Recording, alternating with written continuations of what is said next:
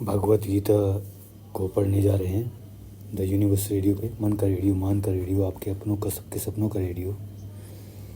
तो भगवत गीता का पढ़ने का तरीका, अब वैसे तो जो किताब है, जो ग्रंथ है, उसका एक एक पन्ना जो एक सीक्वेंस में लिखा गया है, एक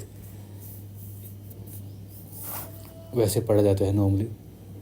और एक तरीका होता है जो आपकी किताब है, जो भगवत गीता है, आप उससे एक होइए, पहले उस एनर्जी से एक होइए, इस पल से एक होइए, उस ब्रह्मांड से, उस अनंतता से, जिससे भी आप जो भी ये भगवत गीता पढ़ने जा रहे हैं, वो क्यों पढ़ने जा रहे हैं, पहले वो है क्या भगवत गीता, वो उसमें जो लिखा है वो क्या है।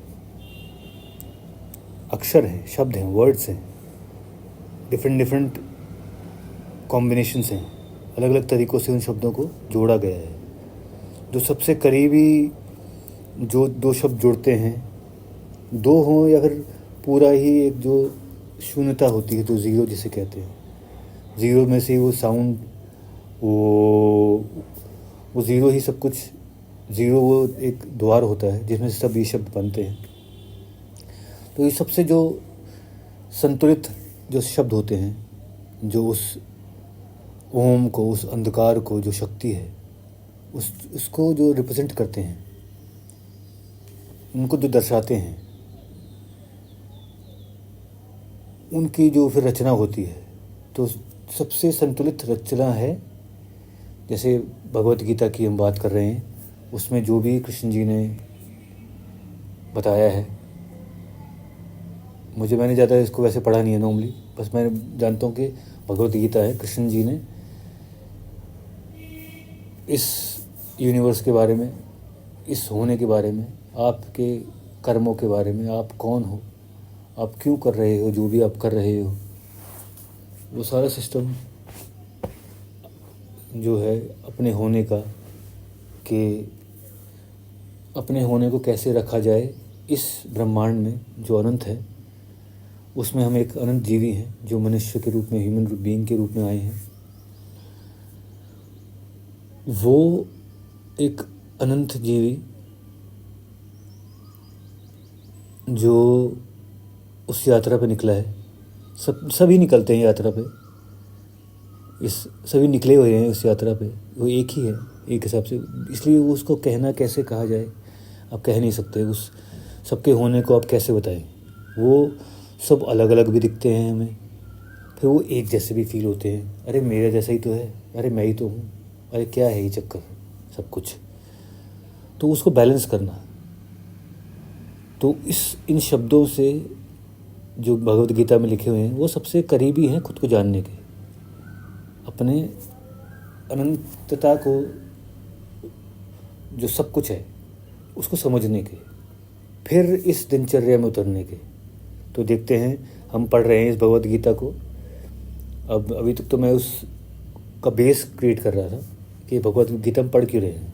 वो कोई बाइबल हो, भगवत गीता हो, कुरान हो, और जो गुरु ग्रंथ साहिब हों, जो मतलब जो भी किसी भी जिसको कल्चर कहते हैं, उनकी जो बुक्स होती हैं वो क्या होती है, वो उस साउंड की सबसे बैलेंस्ड स्टेट होती है।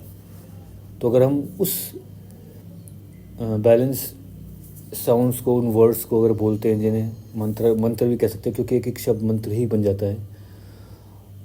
मतलब अब ये बहुत डिटेल में हो जाएगा। फिर जो बेसिक्स होते हैं, जो आम दिनचर्या की हम उस भाषा में बात करते हैं, वो उन्हीं शब्दों का रूप होता है, लेकिन इतना स्ट्रॉन्ग नहीं होता। होते स्ट्रॉन्ग हैं, लेकिन वो बहुत बेसिक जो वर्ड्स होते हैं, उनके कॉम्बिनेशंस हम अपने दिनचर्या में यूज़ करते हैं। और उन सभी शब्दों का जब हम एक ऐसा कॉम्बिनेशन बनाते हैं जिसमें सभी शामिल हैं, तो उसकी पावर ऐसी होती है जैसी स्थिरता है धरती की। तो धरती की जो स्थिरता है, वो इन्हीं शब्दों से मिलकर बनी है। जो धरती बनी है, जो हमें धरती का रूप दिखता है, जो एक मनुष्य का रूप दिखता है, वो इन्हीं सभी आवाज़ों से मिलकर बना है। एक एक शब्द से मिलकर बना है। और ये एक एक शब्द क्या है, अगर कहा जाए, फिर दोबारा कहूँ, एक एक ऋषि हैं। तो एक एक ऋषि हैं, हमारे गुरु हैं, जो उस अनंतता माँ और महादेव शिव के दोनों के मिलने से बने हैं। तो सोच के देखो अब इसकी पावर कितनी है। जब हम इस भगवद गीता की पढ़ेंगे, उन पन्नों को पढ़ेंगे, क्योंकि हम ऐसे पढ़ेंगे कि किताब के किसी भी पेज को खोल के कहीं से भी उस तरीके से पढ़ेंगे। उस तरीके से मतलब क्या है, वो एक स्ट्रेट फॉरवर्ड आप भगवद गीता को नहीं पढ़ रहे हैं। आपकी जैसी स्टेट है। आप अभी, अगर आप एक एग्जांपल दूं, अगर अभी आपको स्पोर्ट्स खेलना है, क्रिकेट खेलना है, क्रिकेट की ट्रेनिंग के लिए जाना है, तो आप भगवद गीता को कैसे पढ़ सकते हो, समझ सकते हो, जान सकते हो? तो कहने का मतलब है, एक सेकंड, वो फ्रीक्वेंसी छूट गई है।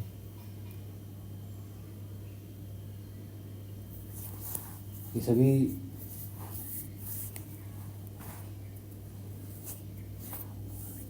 हाँ, सबसे स्थिर जो एक जगह बनी है वो धरती है। तो ये सारे जो ग्रंथ जो होते हैं, बुक्स होते हैं, ये उस स्टेबिलिटी को मेंटेन रखती है। और वो किसके लिए है? वो उस ह्यूमन बीइंग के लिए है, जो एक ऐसी एक लेयर है इस नेचर की, एक ऐसी फ्रीक्वेंसी है जो उस माइंड को, जिसने ये क्रिएट किया है पहले से ही, जो अनंत माँ ने क्रिएट किया है, उन गुरुओं ने क्रिएट किया है, वो फ्रीक्वेंसीज़, वो ध्वनियाँ अभी भी हैं इस स्पेस में। जैसे कहते हैं कि महाभारत की आवाज़ें, पापा कहते थे कि महाभारत की जो मंत्र हैं, और वो अभी भी सोनीपत, पानीपत, ये पूरे हरियाणा के आसपास हैं, उस फ्रीक्वेंसीज़ हैं। तो उस श्री कृष्ण जी की, अब सोच के देखो, कुरुक्षेत्र, पानीपत, सोनीपत, जो हरियाणा है जिसे कहते हैं, जो मेरी मम्मी का घर है, उनका नाम भी कृष्णा है। तो क्या मतलब है बताओ इसका? तो वो चाहे आपके माँ हो, पिता हो, आपके मित्र हो, आपके भाई बहन जैसे कहें, कोई भी नाम हो, कोई भी शब्द हो, वो क्या है? वो उस क्रिएशन का, उस शक्ति का, जो सब कुछ क्रिएट करती है, जिसने मुझे क्रिएट किया है, जिसने, जो आप सुन रहे हैं सब, उनको क्रिएट किया है, वो शक्ति के नाम हम दे देते हैं। तो ये सारा सिस्टम, फैमिली का सिस्टम, ये रियलिटी का सिस्टम, ये सब इन शब्दों की वो बनावट है जो सबसे बैलेंस्ड है। यहाँ पे एक ह्यूमन बीइंग जो उस इन्फिनिटी की वो वाली फ्रीक्वेंसी अपने अंदर रखता है, जो इन्फिनिट है, उसको बैलेंस कर सकता है। तो ये पूरा अर्थ सिस्टम, फैमिली सिस्टम, ये वही है कि वो एक साइकिल, अब वो इसलिए करें, वो जो साइकिल चलती है, मरना जिसे कहें, डेथ जिसे कहें, फिर पैदा होना कहें, वो एक इस इन्फिनिटी को संभालने का एक बहुत इम्पोर्टेंट हिस्सा है। तो अब हम देखते हैं कि ये सब शब्दों के बारे में समझा कि ये शब्द कितने पावरफुल हैं, क्या हैं। तो जब हम एक एक शब्द को पढ़ेंगे तो सोचिएगा कि हम उन ऋषियों को अलाउ कर रहे हैं अपने द्वारा, अपने ज़रिए। वो ऋषि ही अपने आप को रख पा रहे हैं। तो हम कितना उन ऋषियों को रख पाते हैं अपनी, वो किससे पता चलता है? जब हम कुछ बोलते हैं, उन ऋषियों का होना, उन शब्दों का होना तब पूरा होता है जब हमारी माँ, जो हमारे हार्ट में है, जो इसे कहते हैं, हम हार्ट में हम कुछ फील करते हैं, वो क्या है? वो फीलिंग, जो वो एनर्जी जो सब कुछ क्रिएट करती हैं, जिसको हम अपनी माँ बोलते हैं। जब अपनी माँ से कुछ कहते हैं कि हमें ये चाहिए, वो चाहिए, तो वो चाहना क्या है, मांगना क्या है? वो उन्हीं, अगर मैं जैसे कहूँ ऋषियों के नाम लूँ, गुरुओं के नाम लूँ, तो उन्हीं गुरुओं की मदद से, ऋषियों की मदद से उस माँ ने अपने बच्चे को क्रिएट करने की ये पावर दी। पहले अपनी नज़र में, अपनी अवेयरनेस में माँ देखती हैं कि बच्चा जो मांगता है वो कितना जीता है, और फिर जब मैं उसको बोलती हूँ तो वो भी वही ऋषियों के, जो कि माँ की शब्द है, माँ की आवाज़ जो बनते हैं, वो जो माँ बोलती है अपने बच्चे को कि हाँ तुझे मिलेगा, तू जी। तो किन किन शब्दों का कैसे चयन करके हम कुछ मांगते हैं, और फिर जब हम उसको मांगते हैं तो कितने, हमारा मन तो पहले बचपन में तो पूरा ही मन होता है, जितना हम, अगर एक खिलौने को बच्चा खेल रहा है तो वो तो खेलता रहेगा जब तक वो थकेगा नहीं। और उसका कोई ये है नहीं कि 2 घंटे खेलना है, 1 घंटे खेलना है, रात को नहीं उठना है, रात को नहीं खेलना है। वो क्या सिस्टम होता है सब, वो यही होता है कि जो भी क्रिएशन अभी तक हो चुकी है उसको मेंटेन करना होता है, उसको बैलेंस करना होता है। जो क्रिएशन अब वो ह्यूमन बीइंग, उस शक्ति का, उस माँ का जो एक रूप बना है, जो बच्चा है, जो एक बीइंग है, जो भी कुछ कहें, अब वो उसको कैसे क्रिएट करता है, यूज़ करता है उस माइंड की पावर को, जिससे उसका सपना कहें, जिससे उसका नया कुछ डिज़ायर कहें। और वो नई डिज़ायर भी पुरानी डिज़ायर की ही होने से होती है, क्योंकि पुरानी डिज़ायर हमने जी तभी हमने कुछ मांगा उसके जीने के बाद, क्योंकि हमने उस जीने से एक एक्सपीरियंस किया, कुछ एक्सपीरियंस किया, तो उस एक्सपीरियंस करने से हमें उसके होने के, उसके जीने के तरीके से हमारे अंदर और डिज़ायर्स क्रिएट हुई, और एनर्जी क्रिएट हुई। जब हम उसको जी रहे हैं तो हमारे अंदर एनर्जी आ रही है, वाह, अरे वाह, ये वो जो फीलिंग होती है, तो वो वाली फीलिंग हमारे अंदर फिर हमारी पूरी सिस्टम में, हमारी पूरी एनर्जी फील्ड में वाइब्रेट करती है। इसलिए हमारा जो सिस्टम है वो सिर्फ फिज़िकल नहीं है, जिसे फिज़िकल कहते हैं। तो वो सारा सिस्टम फिर वो और माइंड वो वर्ड्स अपने आप यूज़ करता है, अपने आप हमें आइडियाज़ देता है कि ये करना चाहिए, वो करना चाहिए। क्यों? क्योंकि आपकी जो एनर्जी आ रही है उसके हिसाब से बैलेंस होने के लिए ये वाले आइडियाज़, ये वाली चीज़ आपको करनी चाहिए। वो हमारे आइडियाज़ जो होते हैं वो मदर नेचर हमें गाइड कर रही होती है। तो इसीलिए ये सारा सिस्टम यही है, अनंत माँ का, और सब हम उसके बच्चे हैं, जो भी सोल्स हैं, वो कुछ ना कुछ मांगते रहते हैं, और माँ तो देंगी ही देंगी। और फिर हम कितना उसको जी रहे हैं, कितना उसको नहीं जी रहे हैं। तो एक टाइम पे तो सब जिएंगे, एक टाइम पे तो वो फ्रीक्वेंसी चलेगी। एक टाइम पे तो जो आपने एकदम से, बच्चा जब उसको थक जाएगा एकदम से, वो चीज़ पड़ी रह जाएगी ना। जैसे बच्चे ने एक खिलौना मांगा कि मुझे ये चाहिए, वो खेल रहा है, खूब खेल रहा है उसके साथ, कोई लिमिट नहीं है। लेकिन जब बच्चा थकेगा, क्योंकि बच्चे को थकाना भी होता है, माँ को पता है कि अगर इसको एक चीज़ दे दी तो ये तो जीता रहेगा, ये तो हटेगा ही नहीं। और ये एनर्जी कहाँ जाएगी इसको खुद को नहीं पता, क्योंकि मुझे क्योंकि वो तो अनंत है। बच्चे में और माँ में यही अंतर है। वो एक एक्स्ट्रा लेयर जो होती है, जिसको हम फील करते हैं, वो हमेशा रहती है उस इन्फिनिट बीइंग में, उस जिसमें से वो इन्फिनिट बीइंग क्रिएट हुआ है, उसमें से वो एक लेयर हमेशा रहती है। वो माँ के बच्चे की, इसे कह रहा हूँ, जो ये सब कुछ, मैंने जैसे कहा कि बच्चा फिर जब सो जाता है और जब थक के, माँ उसको ऐसा फील करा देती है, माँ उसको रोकती है अपने तरीक़ों से। उस जो खिलौना दिया है वो खिलौना ऐसे ही बनाया है अपने बच्चे के लिए कि खूब खेले लेकिन आराम भी करे। तो वो फिर वो खिलौना भी सेल्फ अवेयर होता है, क्योंकि माँ का ही रूप होता है, माँ ने ही क्रिएट किया होता है। तो फिर बच्चा भी जब थकेगा, सोएगा, फिर वो खिलौना जो है वो तो बन गया ना, वो भी वो सेल्फ अवेयर बीइंग की ही क्रिएशन है ना। तो वो जो खिलौना था, वो जो रियलिटी थी, वो एक जो सोल थी, कुछ भी कहें, वो अब एग्जिस्ट कर रही है। भले ही हमें नहीं दिख रही है, लेकिन एग्जिस्ट कर रही है, क्योंकि अब बच्चा दूसरे खिलौने पे चला गया है, दूसरे खेल में चला गया है। तो वो उसकी रियलिटी में है और नहीं भी है। तो इसलिए सारी सिस्टम ऐसे चलता रहता है। इसलिए ये जो सिस्टम ऐसा होता है कि हम सोचते भी हैं, तो इतने लेवल पे ये सिस्टम क्रिएटेड है, इस बैलेंस एक स्टेट का, हमारे अर्थ, जो हमारी अर्थ है उसका इतना बैलेंस स्टेट है कि वो उस यूनिवर्स को, जो कि इन्फिनिट है, उसको इन सब लेयर्स में उतार देता है।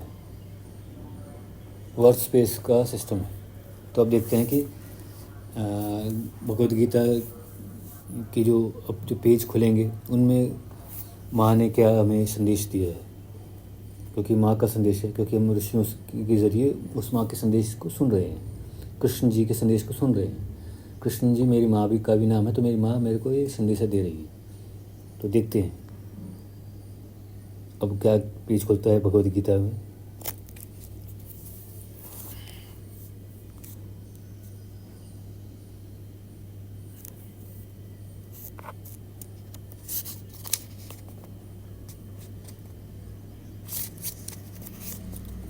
आया है, बहुत छोटी डायरी है, बहुत छोटी मतलब भगवद गीता है। Fools who have assumed human form deride me, not understanding my transcendental existence as the great Lord of all beings। मतलब इसको पढ़ते हैं दोबारा, क्योंकि मैं ऐसे छोटा है ना, इसके फॉन्ट छोटे हैं। Fools who have assumed human form deride me, not understanding my transcendental ये क्या है ये? वैसे तो मैं बोल लेता हूँ लेकिन कभी नहीं बोल पा रहा, क्योंकि मैं इसको देख के पढ़ रहा हूँ। Transcendental existence as the great lord of all beings.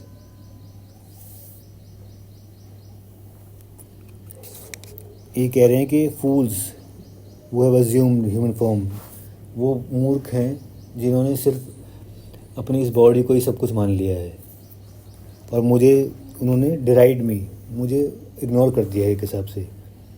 My not understanding my transcendental existence, जो मेरे अनंत रूप को के होने को, जो कि the great lord of all beings, जो सबसे बड़े लॉर्ड हैं, सबसे बड़े सब बीइंग्स के जो लॉर्ड हैं सबसे बड़े, उसको तो हम देखते ही नहीं, उसको तो हम नकार देते हैं। सिर्फ वो फूल्स होते हैं, वो मूर्ख होते हैं जो इस बॉडी को ही सब कुछ मानते हैं और मेरे अनंत नेचर को देखते ही नहीं, समझते ही नहीं, जो कि भगवानों के भगवान, Lord of all being, great lord of all beings, मतलब वो गॉड हैं, महादेव हैं। इसलिए मैं उनको, अगर शिव जी, इसका मतलब क्या है, जिसकी बात हो रही है वो सिर्फ कृष्ण जी का मतलब ये नहीं है कि वो एक रूप में, कृष्ण जी एक फ्रीक्वेंसी है, मतलब एक ऐसी फ्रीक्वेंसी है उस अनंतता की जो कि सेल्फ अवेयर है उस फ्रीक्वेंसी पे, तो वो वाली फ्रीक्वेंसी है। तो भी जब यहाँ बात कर रहे हैं great beings, the great lord of all beings, तो महादेव सब जीवियों के, तो वो किन को कहते हैं महादेव? शिव जी को। तो शिव जी का मतलब क्या है? एक इंसान घूम रहे हैं ऐसे, हम भी तो वही हैं। कहाँ है शिव जी जब तक आप उनको देखते नहीं हो? कहाँ पे ढूंढोगे आप, बताओ? कहाँ पे ढूंढोगे कृष्ण जी को? कहाँ पे ढूंढोगे राम जी को? कहाँ पे ढूंढोगे हनुमान जी को? कहाँ पे ढूंढोगे किसी भी देव देवियों को, राक्षस राक्षसियों को, जो कि एक फ्रीक्वेंसी ही है? वो भी वही उसी एनर्जी, उसी शक्ति के बने हुए राक्षस हैं, जो तो राक्षस होना ख़राब नहीं होता, वो एक फ्रीक्वेंसी है। तो सभी राक्षसों देवों का होना वो उसी माँ के रूप का ही हिस्सा है। तो उन सभी बीइंग्स के जो ग्रेट लॉर्ड हैं वो महादेव हैं, वो महादेव कहलाती है, वो एनर्जी महादेव कहलाती है। तो इसलिए कहा जा रहा है इस गीता जी, भगवद गीता के इस 380 इसका पेज नंबर है कि यहाँ पे सिर्फ वो बीइंग्स मूर्ख होते हैं जो सिर्फ इस बॉडी को ही सब कुछ मान लेते हैं और उस अनंतता को, उस नेचर को, उस जो सब कुछ है, जो महादेव हैं इन सभी बीइंग्स की जो हैं, उनको हम देखते ही नहीं। तो ये है, एक पेज देखते हैं, दूसरा कोई पेज और आता है तो साथ वाला भी देखते हैं, 381, क्योंकि एक उस पे their hopes are in vain, their actions are in vain. उनकी कोई भी उम्मीद, उनके कोई भी काम करना, their knowledge is in vain, कोई भी उनकी नॉलेज हो गई, उनकी विद्या कुछ भी हो गई। They are irrational, trusting the deceiving nature of fiends and demons. They are irrational, trusting the deceiving nature of fiends and demons. तो जब हम ऐसा करते हैं तो हम वो जो जिसे हम डार्कनेस वाले बीइंग्स कहें, जिसे हम राक्षस दानव असुर बीइंग्स कहें, हम उस वाली एनर्जी में जाने लगते हैं। फिर जब हम अपने आप को बॉडी मान लेंगे, ये जो फिज़िकल बॉडी है इसको सब कुछ मान लेते हैं ना, हमारी एनर्जी वो जो इन्फिनिट एनर्जी जो है, जब हम इन्फिनिट बीइंग हैं, जब हम बॉडी में आए, धरती पे आए, तो हम ज़ीरो थे, हम अनंत थे, ना हम देव थे ना हम राक्षस थे। हम एक ह्यूमन बीइंग फॉर्म ऐसी है जो किसी भी फ्रीक्वेंसी में जा सकती है। वो अपने इन्फिनिट नेचर को इस शरीर के ज़रिए इवॉल्व कर सकती है। तो जब हम उस चीज़ को भूल जाते हैं और इस बॉडी को सब कुछ मान के रुक जाते हैं, तो ये बॉडी जिसे मरना कहें, जिसे भूत कहें, क्योंकि मरने के बाद क्या होता है, भूत कहते हैं। तो भूत बन जाना, मरना क्या होता है, इसका मतलब है आपने इस बॉडी को सब कुछ मान लिया भाई, तो आप ना वो भूत की तरफ जा रहे हो। मरना मतलब उस भूत वाले वर्ल्ड में जा रहे हो, डार्क वर्ल्ड में जा रहे हो, जो कि अच्छा ख़राब नहीं है, वो एक फ्रीक्वेंसी ही है। कैसे आप अपने नेचर को देखते हो इस शरीर में, तो ये शरीर कैसे ढलता है। तो जो हम यही कहा जा रहा है इस वाले उसमें, कृष्ण जी ने यही कहा है कि their hopes are in vain, their actions are in vain, their knowledge is in vain, they're irrational, trusting the deceiving nature of fiends and demons. They are irrational, trusting the deceiving nature of fiends and demons. वही जो मैं कह रहा हूँ, जो मुझे अपने हिसाब से जो दिख रहा है, समझ में आ रहा है। तो अभी संस्कृत तो मैं नहीं पढ़ पाऊँगा, कोशिश करके देखें क्या एक बार। जो ये फूल्स वाली जो लैंग्वेज थी वो है अज्यूम ह्यूमन फॉर्म, मतलब उसको हम संस्कृत में कोशिश करते हैं। अवजानितन जानिनत अनजानिनत मामृद्धा मानुषी तनुमाश्रितम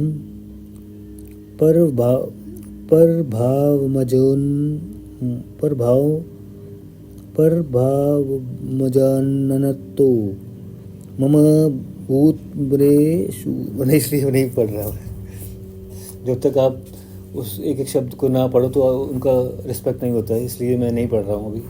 संस्कृत बहुत बड़ी चीज़ है।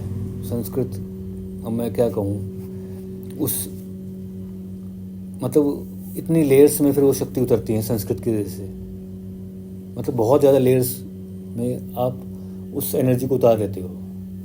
तो इसलिए अगर मैं कहूँ कि अगर संस्कृत आप पढ़ना नहीं होता है, वो जो है, जो अनंतता है, वो कितनी लेयरों में आप उतार सकते हो। सबसे ज़्यादा लेयर्स में वो उतरती है संस्कृत में। तो ये क्या कह सकते हैं, जो कि शून्यता है, जो अनंतता है, वो ज़ीरो है, वो द्वार है। तो वहाँ पे ये सबसे करीब जो उसके शब्द हैं वो संस्कृत के शब्द हैं, ये कह सकते हैं। और सबसे दूर कह सकते हैं इंग्लिश, क्योंकि जैसे अगर हम इंग्लिश की और संस्कृत की बात करें, इंग्लिश में हम किसी को अगर बुलाते हैं तो कहते हैं हाय, हेलो। और संस्कृत में अगर कहा जाए तो नमस्कारम। तो किस में ज़्यादा साउंड है, किस में ज़्यादा देर तक आप ठहरे हैं, हाय में या नमस्कारम? तो उस नमस्कारम में नमस्कारम नमस्कारम, उसमें एक लेयर भी है, एक वेव भी है, और काफ़ी देर तक वो है। और हाय, एक है हाय, हाय। तो कह सकते हैं कि 2 पॉइंट्स हैं, एक बहुत पॉइंटेड है और एक अनलिमिटेड है। मतलब उस लिमिटेड क्रिएशन में भी, मतलब उस इन्फिनिटी को, उस अनंतता को ऐसा ढाला जाए इस तरीके से करने के लिए कि वो एक बैलेंस स्टेट में रहे। तो इंग्लिश हो गई वो एक पीक फ्रीक्वेंसी, हाईएस्ट फ्रीक्वेंसी के आसपास कह सकते हैं, कि जो बहुत जल्दी से उस एनर्जी को समझ लेती है। ऐसे हाय, हाय में पता चल गया कि क्या कह रहा है वो। और यहाँ पे हम लगाएंगे नमस्कारम, कहेंगे क्या ये क्या कर रहा है, समझ रहे हैं? तो वो होना ज़रूरी है कि एक में कह रहे हैं कि ये क्या कर रहा है, इतनी देर लगा रहे हैं, और एक में तो वो समझ भी गया, अच्छा हाय कैसे हो, ठीक हो, आपकी आत्मा समझ भी गई उसने क्या कहा है हाय कह के।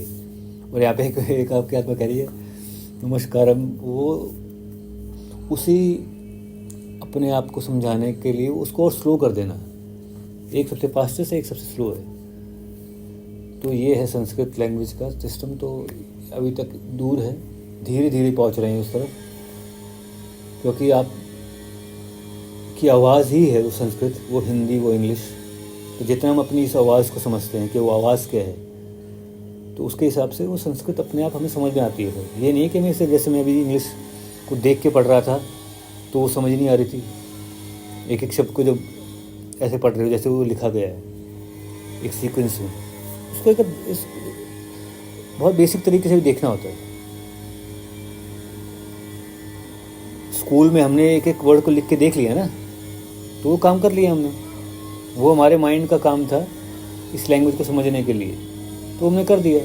अब उसको बेसिक से जब समझेंगे तो ये इन्फिनिटी का सिस्टम जो होता है, जो ह्यूमन बीइंग में जो बैलेंस कर देता है, उस इन्फिनिटी के साथ, उस नेचर के साथ हमें एक कर देता है, और एक ऐसा सिस्टम क्रिएट करता है जो बहुत ही फ्लेक्सिबल होता है। तो वो सिस्टम है माहिंद योगा का, जो कि आपको और कहीं नहीं मिलेगा। सिर्फ आप माहिंद योगा से जुड़ के ही अपने उस वाले अनंत नेचर में जुड़ सकते हैं, उतर सकते हैं। सिर्फ कहने के लिए नहीं, वो आप अपने हर पल में महसूस करते हैं। फिर हर पल में आपको सांस मिलती है जब आप इस पल को जीते हैं। जब सच्ची में आप इस पल को देख लेते हैं ना ये क्या है, तो आपकी सांस निकल जाती है सच्ची में। जब आप सच्ची में आप इस पल को देखते हैं, not just with your eyes, अपने पूरे शरीर से। हमारे शरीर में सिर्फ आंखें नहीं हैं, हमारा शरीर वो एक एक चीज़ है जो हमारे सामने है, जिस पे हम बैठे हैं, धरती जिसे कहते हैं। जो ये आवाज़ें चल रही हैं, जो ये हवा चल रही है, जो ये बाहर रोशनी है, जो बाहर ये पेड़ पौधे हैं, ये जीव जंतु हैं, ये और ह्यूमन बीइंग्स हैं हमारे जैसे, जो ये आकाश है, ये सभी हमारा उस शरीर का हिस्सा है। तो जब हमें सांस तब मिलती है, रियल वाली ब्रह्म श्वास जिसे मैं कहता हूँ, जब आप इस सब से जुड़ जाते हैं जो आपके साथ में आपके लिए इस पल को बनाने में लगे हुए हैं। बाहर सूरज है तो है, कभी कभी देखना होता है, सिर्फ कभी कभी, क्योंकि वो अनंत है। अनंतता को लेके बैठना नहीं होता है, उसको कभी कभी देखना होता है बस, और उसके चमत्कार में, उसके मैजिक में फिर उतर जाना होता है। So thank you so much universe, mother earth, ancestors, everyone, everything that is given to me. Thank you so much, धन्यवाद, शुक्रिया। ध्यानमान, धीरजमान, द यूनिवर्स रेडियो, मन का रेडियो, मान का रेडियो, आपके अपनों का, सबके सपनों का रेडियो, 22.4 DM अर्थ फ्रीक्वेंसी, नेचर की ध्वनियाँ हैं, प्राकृतिक फ्रीक्वेंसीज़ हैं, जहाँ पे आप मिलते हो खुद से, वेयर यू मीट यू। धन्यवाद, थैंक यू, शुक्रिया।